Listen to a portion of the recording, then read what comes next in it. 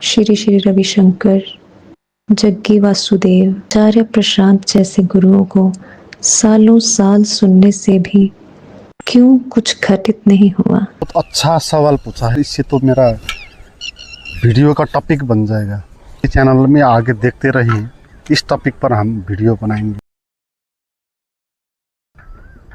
3 मुख्य आयाम होते हैं हमारे जीवन में। पहला है शरीर, दूसरा है मन, तीसरा है हृदय। शरीर फूड और सेक्स के लिए जीता है। हमारे पास जो मन है उसको कुछ और भी चाहिए। हमारे मन को चाहिए मनोरंजन।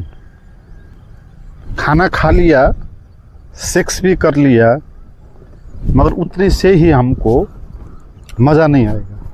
तो मन का भोजन है अपने को भुलाना, खो जाना, किसी आदत में पड़ जाना। मन मनोरंजन के लिए, अपने को भुलाने के लिए, दिन काटने के लिए सबसे नीचा भोजन करेगा, वो नशे का सेवन होगा। दूसरा भोजन है सिद्धांत को मानो, मान्यताओं को मानो।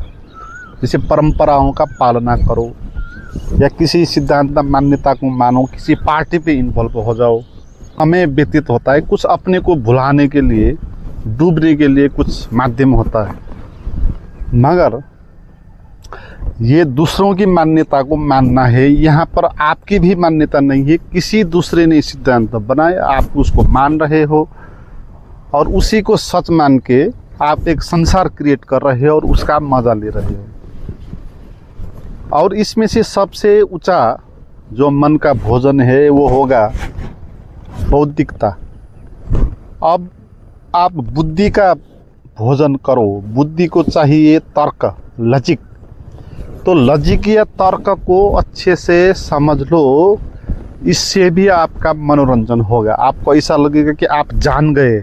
एक खुजली होती है जब, तो हम जब भी अच्छे से तर्क, जीवन में जो ठीक ठीक बैठते हैं शब्द, जो विचार है, जो आपको, आपके मन को भा जाता है, आपको लगता है कि यही तो सच है, तो इस टाइप का तर्क, इस टाइप का प्रवचन, इस टाइप के गुरु को जब आप सुनते हो तो आपके मन का वो भोजन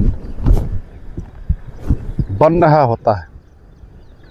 मगर ये मन की ही बात है और मन भी कभी भी संतुष्ट नहीं होगा। जैसे शरीर कभी भी संतुष्ट नहीं होता। शरीर कितने सालों से खाते आया है, वो कभी भी संतुष्ट नहीं होगा। आपके शरीर ने कितने समय से सेक्स करते आया है, फिर भी उसका मन नहीं भरता, उसको फिर और ज़्यादा चाहिए। तो मन का भी ये विशेषता है, मन की भी विशेषता यही है कि उसको और ज़्यादा चाहिए।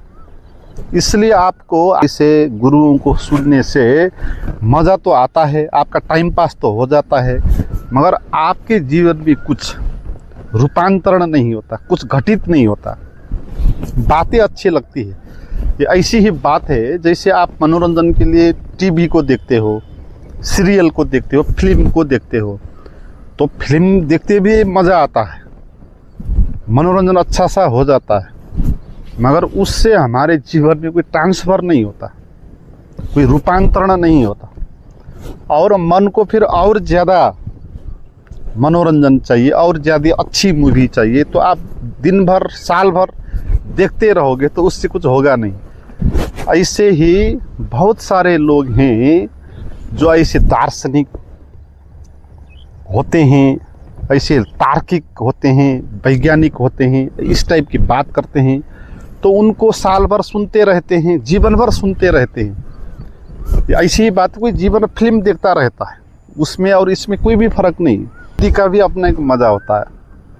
उसको खिला के, अच्छे अच्छे शब्दों को बिठा के, लॉजिक करके आप किसी फाइनल पे पहुंचते हो। आपको लगेगा हाँ ऐसा, तो ये लगेगा तो आपको ना कुछ थ्रिल का अनुभव भी होगा, कुछ आश्चर्यजनक अनुभूति भी आपकी होगी।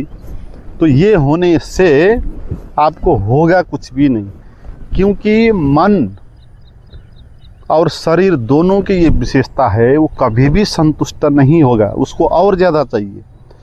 इसलिए आप और ज़्यादा ज्ञान चाहिए, इस चक्कर में फंसे हुए हो।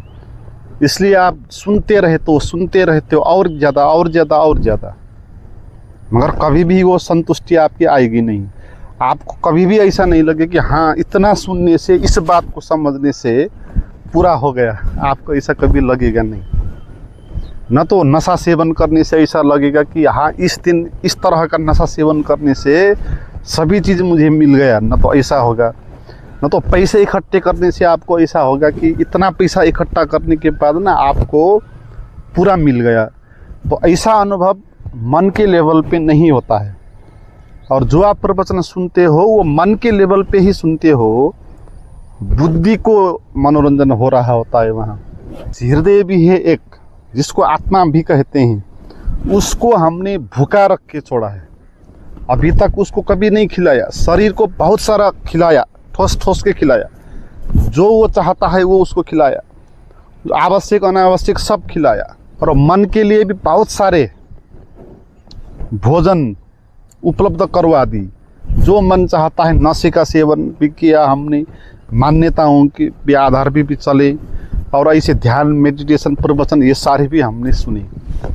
मगर आत्मा के लिए, हृदय के लिए आपने कभी भी कुछ भी नहीं किया। इसलिए आपका हृदय भूखा है।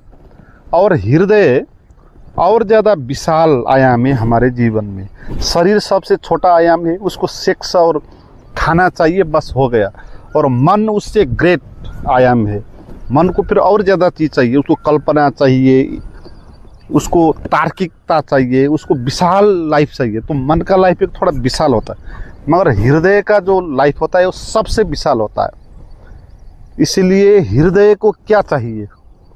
हृदय को चाहिए प्यार, हृदय को चाहिए जुड़ाव, अनंत अस्तित्व के साथ जुड़ाव चाहिए।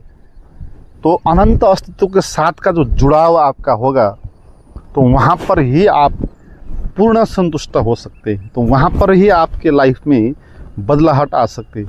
यह कहो हृदय को फैलाना, हृदय को विराट के साथ हृदय का एकाकार करना, जिसको हम कहते हैं, तो वो चीज़ जब तक आपके भीतर नहीं होगी ना, तो तब तक आपको क्या मिल सकता है? और मन के लेवल पे तो मिल ही नहीं सकता, जितना भी आप करो या सुनो।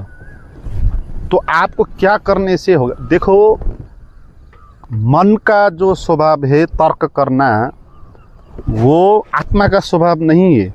आप तर्क करके सुन के आत्मा तक नहीं पहुंच सकते। इसलिए आपको तर्क को छोड़ना होगा, विचारों को छोड़ना होगा। आपको निर्विचार होकर, शून्य होकर रहने की कला सीखनी होगी।